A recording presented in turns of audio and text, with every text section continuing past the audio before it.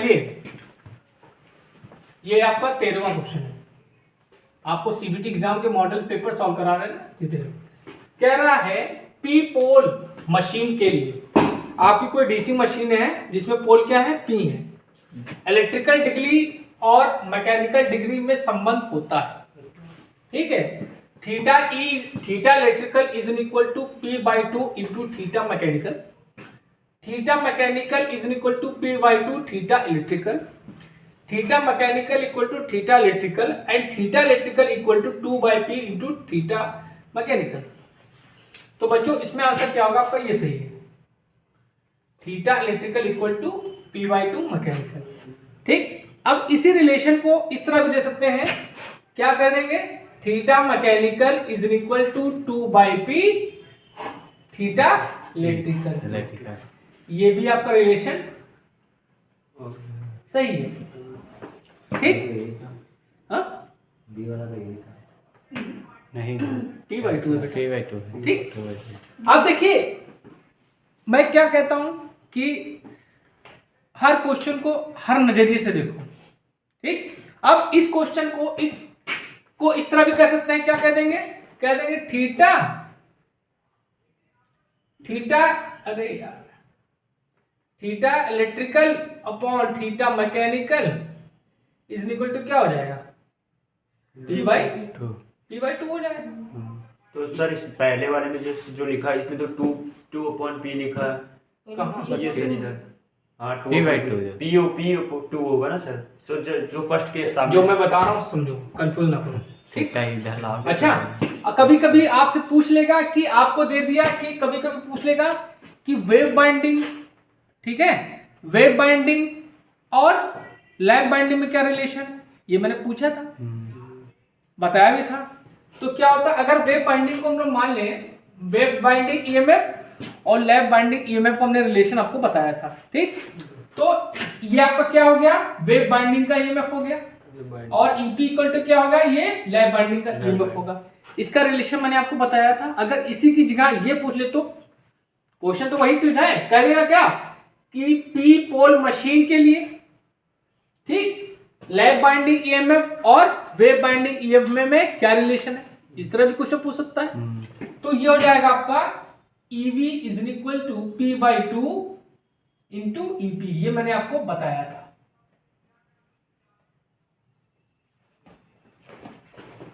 ठीक, आपको ये भी याद करना है, ठीक है।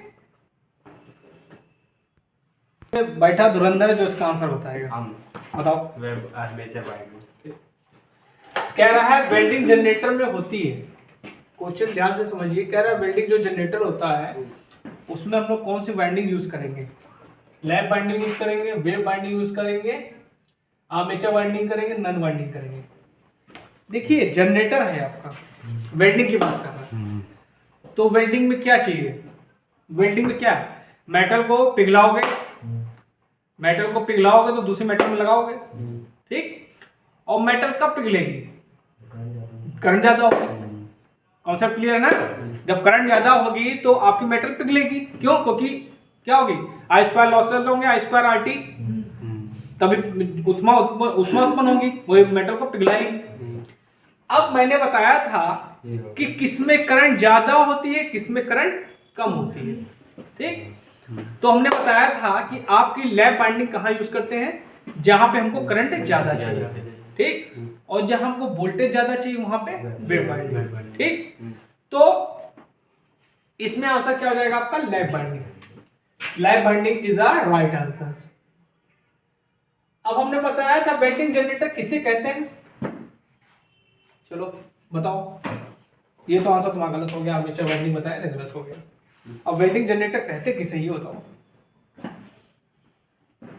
अर्जुन, तुम बताओ। मुस्कुराने से कुछ नहीं होगा, विकास बताओ।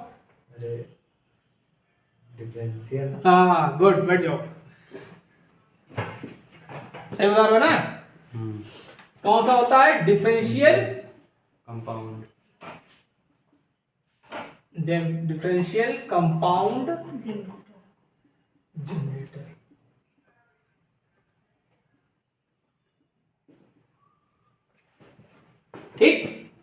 लैप वाइंडिंग में क्या होगा आपका, मोर करंट होगी। क्या होगी, मोर करंट होगी,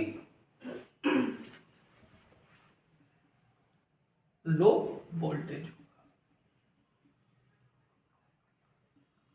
ठीक, क्लियर है? ठीक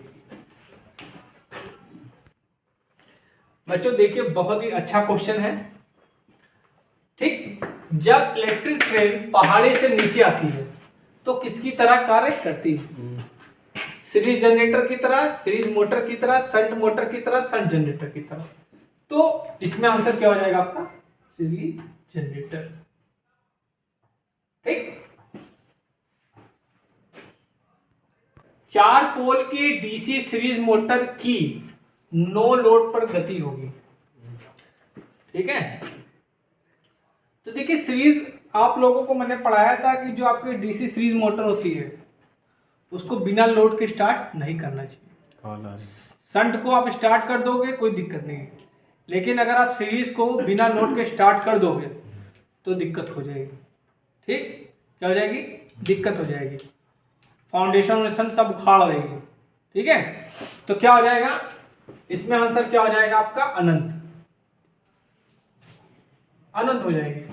मतलब अगर हम डीसी सीरीज मोटर को बिना लोड के स्टार्ट कर देंगे तो इसकी स्पीड क्या हो जाएगी, अनंत हो जाएगी। ठीक है, अच्छा डीसी मोटर के बारे में कुछ बात कर लेते हैं। सीरीज मोटर,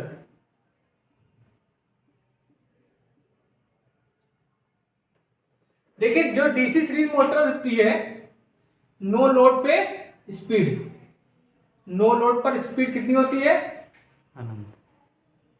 अनंत। कॉल आ रही। ठीक है, नो लोड पे अनंत होती है। ठीक, और क्या होता है, वोल्टेज रेगुलेशन सबसे खराब होता है। वोल्टेज रेगुलेशन सबसे खराब होता है।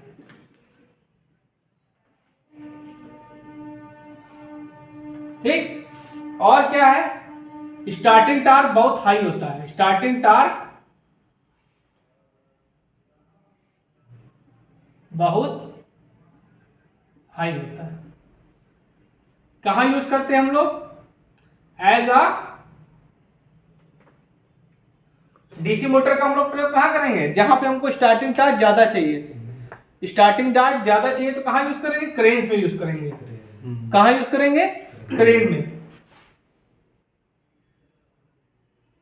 क्रेन्स में इसका प्रयोग करते हैं। किस मोटर का प्रयोग हाई स्टार्टिंग टार्क के लिए होता है, synchronous motor, shunt motor, induction motor, synchronous motor, series motor, shunt motor, induction motor, synchronous motor, compound motor. जैसा कि अजुद्दीन ने बताया सिंक्रोनस मोटर। अरे सिंक्रोनस मोटर का स्टार्टिंग टार्क तो 0 होता है। स्टार्टिंग टार्क क्या होता है, 0 होता है। तो उनको स्टार्ट करने के लिए क्या करते हैं हम लोग, कोई अन्य मोटर, फोनी मोटर या कुछ भी होता है, डीसी एक्साइटेशन करते हैं रोटर का। ठीक, तो इसका तो स्टार्टिंग टार्क आपका क्या हो जाएगा, 0 हो जाएगा।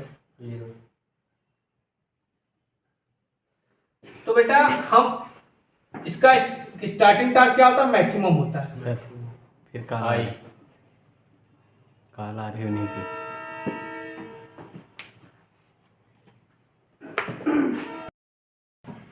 इसका स्टार्टिंग टार्क मैक्सिमम होता है। ठीक, तो इसको हम लोग कहाँ यूज करेंगे, जहां पे हमको स्टार्टिंग टार्क मैक्सिमम चाहिए। ठीक, ट्रेन में बैठे हो, इलेक्ट्रिक ट्रेन में बैठे हो, लोकोमोटिव में, उसमें देखो जब ट्रेन स्टार्ट होती है एकदम से झटका लगता है। ठीक, झटका लगता है ना, तो वहां पे हम लोग कहाँ यूज करेंगे, लोकोमोटिव में इसका प्रयोग करेंगे। लोकोमोटिव में इसका प्रयोग हम लोग करते हैं। अब आता है शंट मोटर। ठीक, देखिए इसका जो टार्क होता है वो क्या होता है, सीरीज का 5Ia होता है। और 5 क्या होता है, आर्मेचर करंट के डायरेक्टली प्रोपोर्शनल होता है। तो यहां पे टार्क क्या हो जाएगा, Ia²। समझ लो, मतलब जो टार्क की वैल्यू होगी आर्मेचर करंट के स्क्वायर में होगी। तो इसका मतलब क्या है कि टार्क की वैल्यू बहुत ज्यादा होगी। अब यहां पे आते हैं शंट मोटर में, देखते हैं torque is directly proportional to armature current होता है, मतलब इसमें टार्क की वैल्यू ज्यादा नहीं होती। ठीक है, अब आते हैं इंडक्शन मोटर। इंडक्शन मोटर में दो टार्क होते हैं। क्यों हंस रहे हो, क्यों हंस रहे हो? तब मेन टॉपिक में पढ़ा रहे हैं। ठीक, देखो इंडक्शन मोटर में दो टार्क होते हैं। एक होता है आपका स्टार्टिंग टार्क टीएस, एक होता है आपका टीआर। ठीक, स्टार्टिंग टार्क का इक्वेशन क्या होता है? 3/2 पाई NS E square R2 E2 square R2 by Z2 square. ठीक है, ये बताया था ना। ये आपका स्टार्टिंग टार्क होता है आपका इंडक्शन मोटर में। ठीक, और रोटर का टार्क क्या होता है? रोटर का आप में स्लिप का अंतर आ जाएगा, क्या हो जाएगा? 3/2 पाई NS S into E2 square R2 by Z2 square. ठीक, ये सब चीजें आपको दिमाग में रखनी है। अगर आपको सिलेक्शन लेना है तो ये सब दिमाग आपको रखनी है। ठीक है, चलिए अगला क्वेश्चन देखते हैं।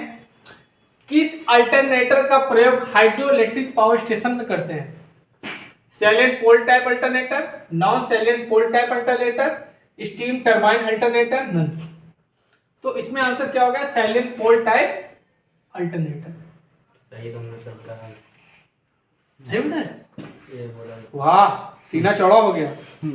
ठीक, अच्छा चलिए इससे कुछ रिलेटेड बातें बताते हैं आपको। आपका जो हाइड्रो पावर प्लांट है, हाइड्रो पावर प्लांट, देखिए कभी आप जाएंगे हाइड्रो पावर प्लांट में तो वहां पे नजारा बहुत अच्छा होता है, खूबसूरत होता है। ठीक, हाइड्रो पावर प्लांट आप जाएंगे तो वहां पे नजारा अच्छा होता है। ठीक, क्यों? क्योंकि इसका प्रयोग जब नजारा अच्छा होगा तो एक तरह से दार्शनिक के लिए भी इसका प्रयोग हम लोग करते हैं। ठीक है, समझ गए? और हमने क्या बताया था? हमने ये बताया था कि हाइड्रो पावर प्लांट जो होता है कहां पे यूज करते हैं? जहां पहाड़ी क्षेत्र हो। ये भी चीज बताई थी। तो कहां पे यूज करेंगे? जहां पहाड़ी क्षेत्र। यह दार्शनिक के लिए भी यूज होता है, मतलब उससे भी पैसा आता है। पर्यटन के लिए भी यूज होता है। ठीक है, पर्यटन बोलो ना, पर्यटन, यह पर्यटन के लिए यूज होता है। इसके कई यूजेज हमने बताए थे जब हमने आपको पावर प्लांट इंजीनियरिंग पढ़ाई है, तो उसमें हर एक पावर स्टेशन के बारे में बताया है। तो इसका क्या यूज है? यह पर्यटन के लिए भी यूज होता है, और इससे क्या होता है? पानी की सप्लाई भी होती है। इससे पानी की भी सप्लाई होती है और बिजली तो बनाता ही बनाता है। ठीक है, इसीलिए हम लोग उसको क्या कहते हैं? Ideal power plant. क्या कहते हैं? आइडियल। ये आपका आइडियल पावर प्लांट क्या है? Ideal power plant.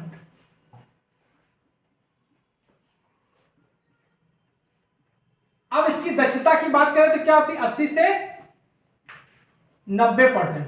कितनी होती है? 80 से 90% होती है। ठीक, अब इसमें salient pole type alternator use करेंगे।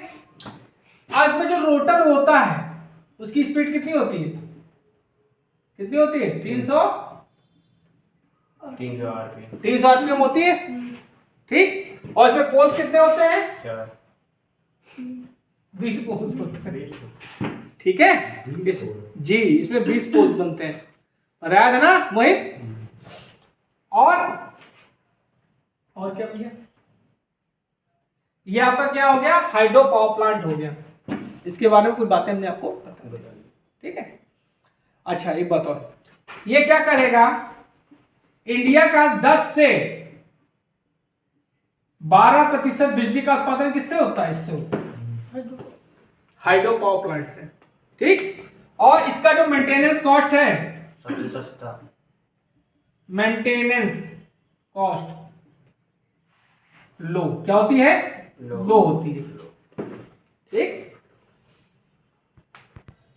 जैसा कि अभी विकास ने हमसे पूछा कि सर अगर स्पीड ज्यादा होगी तो पोल्स क्या होंगे, कम होंगे।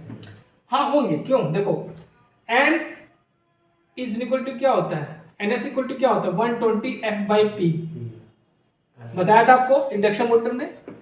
मतलब स्पीड जो है वो क्या है, पोल्स के इनवर्सली प्रोपोर्शनल है। स्पीड क्या आपके पोल के इनवर्सली प्रोपोर्शनल है। मतलब पोल्स अगर आपके कम होंगे तो स्पीड आपकी क्या होगी, ज्यादा होगी। जैसे मान लीजिए पोल आपके 2 हैं, ठीक, और फ्रीक्वेंसी हमने रख दी यहाँ पे 50, क्योंकि इंडिया की फ्रीक्वेंसी क्या है 50 हर्ट्ज ही है। तो यहाँ पे अगर हम पोल निकालेंगे तो P इक्वल टू क्या हो जाएगा 120 F/P हो जाएगा, सॉरी N हो जाएगा, सॉरी ऊपर ये देने से सॉरी हमें स्पीड निकालनी है ना, गलत दिया। इसके क्वेश्चन भी आते हैं, ठीक, स्पीड निकाली तो NS इक्वल टू 120 F/P। अच्छा 120, फ्रीक्वेंसी आपकी कितनी हो गई 50, पोल आपके 2, तो इसको काटो, कितना आया 60 आया, तो कितनी आ गई एफपीएम 3000 आरपीएम आ गई। और मिनिमम पोल आपके 2 होते हैं, ठीक है। और इसी तरह अगर हम यहाँ पे हम पोल रख दे 8 रख दे पोल, यहाँ पे हम पोल रख दिए 8, तो चलिए देखिए तो क्या हो जाएगा 120 इंटू 50 अपॉन पोल, कितने 8, काटो 4 25, ठीक, 4 ते आए 12, ठीक, तो 25 ते आए 75, 750 आरपीएम। तो देखिए आपको अंतर आपके सामने है। यहाँ पे पोल आपके 8 हुए तो स्पीड आपकी कितनी होगी 750 आरपीएम, और यहाँ पे पोल आपके कितने हैं 2 हैं, तो आपकी स्पीड कितनी होगी 3000 आरपीएम, ठीक है। और ये जो 3000 आरपीएम है ये आपका जो आपका थर्मल पावर प्लांट होता है, तो थर्मल पावर प्लांट के बारे में कुछ बता देते हैं। थर्मल पावर प्लांट होता है, वहां पे जो रोटर की स्पीड होती है वो क्या होती है 3000 आरपीएम होती है, और वहां पे पोल कितने होते हैं 2 होते हैं, ठीक। और थर्मल की एफिशिएंसी कितनी होती है 35 से 40। थर्मल की एफिशिएंसी बात करें, थर्मल एफिशिएंसी ये होती है 35 से 40, ठीक। रोटर की स्पीड क्या होगी NS 3000 आरपीएम होगी, और पोल आपके कितने होंगे 2 बनेंगे, ठीक। और इंडिया में कितना परसेंट बिजली का उत्पादन होता है, इसी से होता है 65%, ठीक। और सबसे अच्छा कोयला कौन सा होता है बिटुमिनस, सबसे अच्छा कोयला क्या है बिटुमिनस, ठीक है, ठीक। इसी का हम लोग ज्यादा यूज करते हैं। और कहां पाया जाता है इंडिया में, झारखंड और चंडीगढ़, झारखंड और चंडीगढ़, ठीक। आपके आसपास कौन सा पावर प्लांट है न्यूक्लियर का, पनकी हो गया कानपुर में, और एक हो गया आपका ये ऊंचाहार में एक पावर प्लांट है। ऊंचाहार देख गए हो, नरोरा है न्यूक्लियर प्लांट, थर्मल की बात कर रहा हूँ। थर्मल।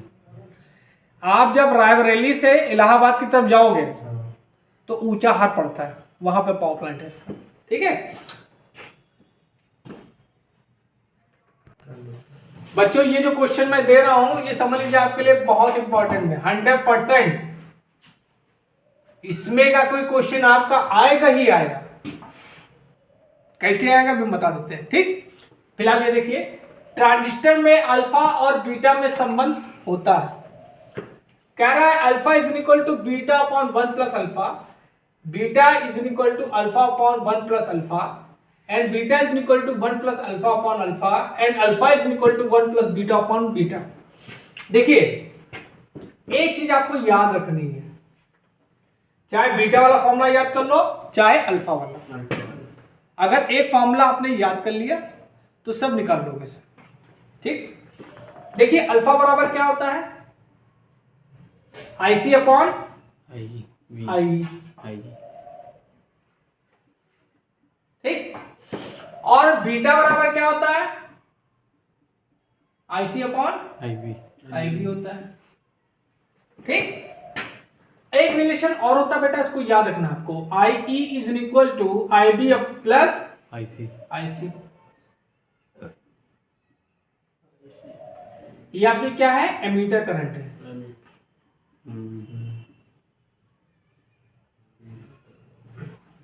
ये आपकी क्या है, बेस करंट। ये आपकी क्या है, कलेक्टर करंट।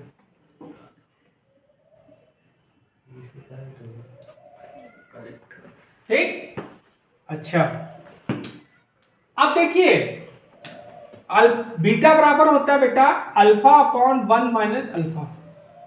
हमने तो बेटा यही फॉर्मूला याद किया।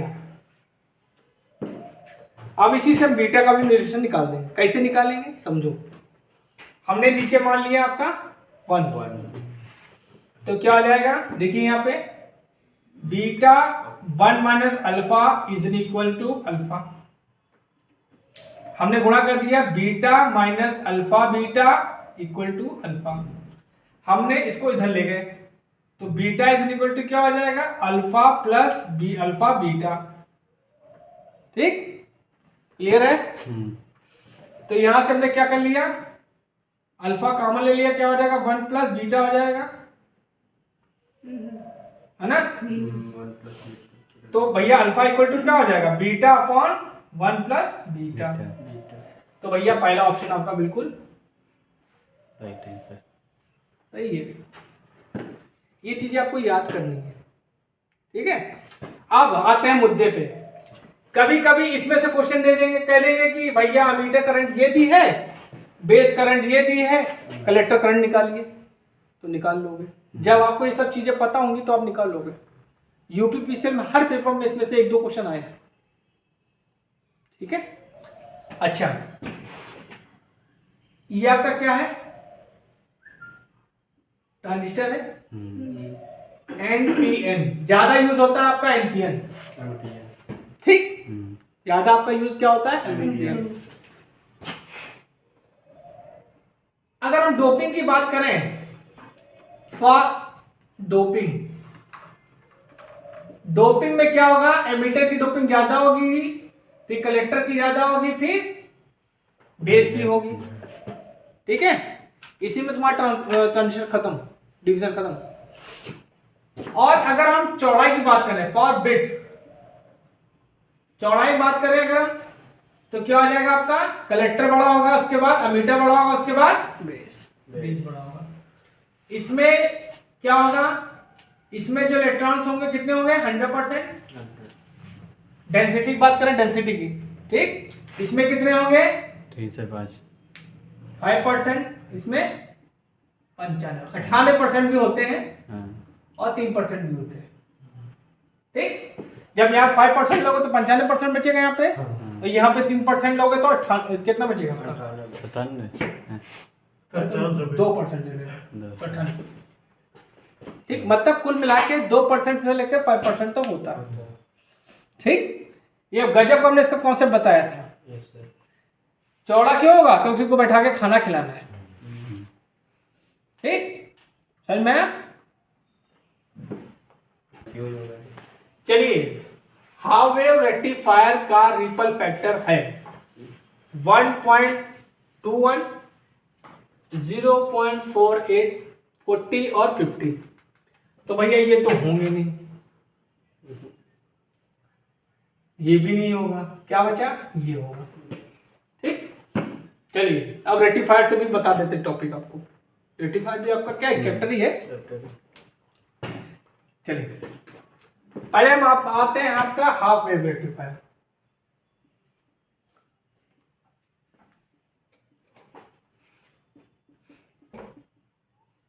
कितने डायोड होंगे, सिंगल डायोड यूज होगा, क्या होगा, सिंगल डायोड यूज होता है। दक्षता 40.6% ये होती है। Ripple factor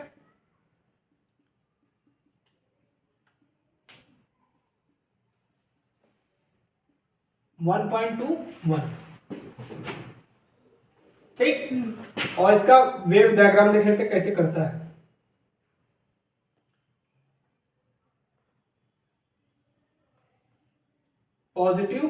negative. और नेगेटिव पॉजिटिव।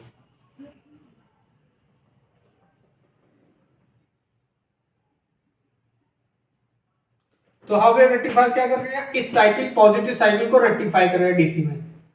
तो ये आपका ये नीचे कर दो और ये वाला नहीं होता है, ठीक।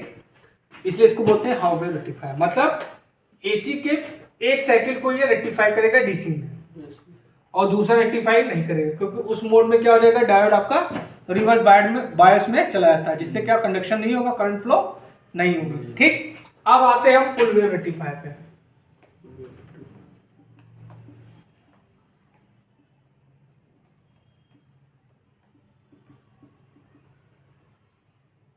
इसका जो रिपल फैक्टर होता है वो होता है 0.48। और अगर हम इसमें कितने डायोड होते हैं, 2 डायोड्स, 2 डायोड यूज होंगे। और अगर हम इफिशियंसी की बात करें तो 81.2%, ठीक है। अब इसका चलो देख लेते हैं।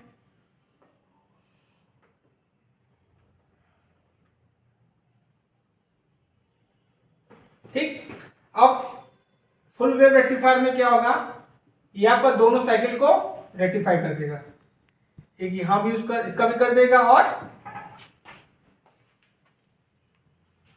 ये भी यूज कर देगा, ठीक है। ठीक, मतलब क्या करेगा, इस पॉजिटिव साइकिल को भी इसने रेक्टिफाई किया, निगेटिव साइकिल को भी रेक्टिफाई कर दिया, ठीक है। अच्छा,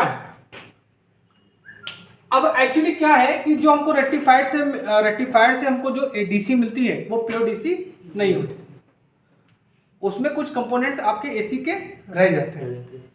तो प्योर डीसी पाने के लिए हम लोग क्या करते हैं, इसके बाद फिल्टर का प्रयोग करते हैं। फिल्टर आपके कई प्रकार के हैं, तो मोस्टली ज्यादा यूज क्या होता है, पाई फिल्टर यूज होता है, ठीक। पाई फिल्टर यूज करेंगे तो आपको प्योर डीसी मिल जाएगी। एक और भी तो होता है ब्रिज रेक्टिफायर में क्या होता है, 4 डायोड यूज होंगे, उसमें D1, D2, D3, D4। तो क्या होगा, उसमें D1, D3 फॉरवर्ड में आएंगे, D2, D2 रिवर्स में चलाएंगे। अब जब नेक्स्ट साइकिल लेंगे तो D2, D4 फॉरवर्ड में आएंगे, D1, D3 आपका रिवर्स में चलाएंगे, ऐसे इसमें कंडक्शन होगा, ठीक है। देखिए ये क्वेश्चन है, इससे जितने भी क्वेश्चन बनेंगे सब हम बताएंगे, ठीक, और बना भी देंगे भी क्वेश्चन। कह रहा है निम्न में से सेमीकंडक्टर का एनर्जी गैप है, ठीक। 1.4 electron volt, 0.67 electron volt, 1.11 electron volt, 1 electron volt, 7 electron. तो देखिए जनरली आपका जो देखा जाए तो सेमीकंडक्टर का आपका इलेक्ट्रॉन एनर्जी गैप ये है,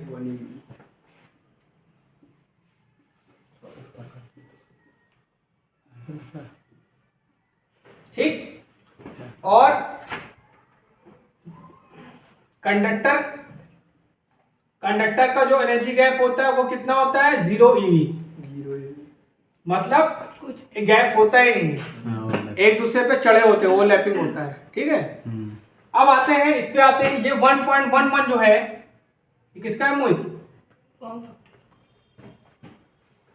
किसका है ये, इसी का तो है 1.11 इलेक्ट्रॉन वोल्ट किसका है, सेमीकंडक्टर बताया था कुछ, जर्मेनियम का, सिलिकॉन का, किसका है ये, जर्मेनियम। अच्छा वो हाँ।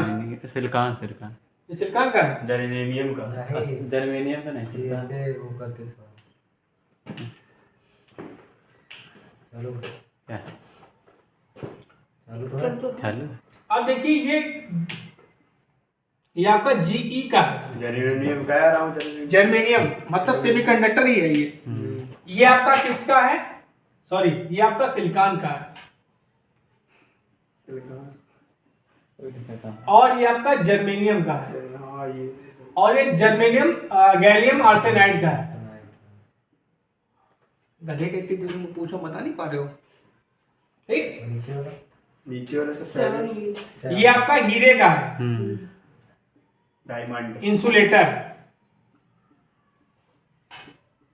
ये आपका 7 इलेक्ट्रॉन वोल्ट हीरे का है, और इंसुलेटर का क्या होता है, 5 इलेक्ट्रॉन वोल्ट से 5 इलेक्ट्रॉन वोल्ट या इससे अधिक।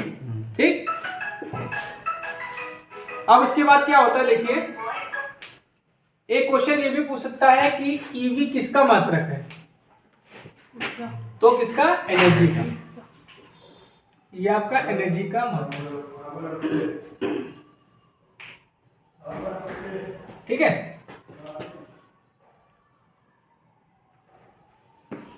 अब देखिए सेमीकंडक्टर दो प्रकार के होते हैं।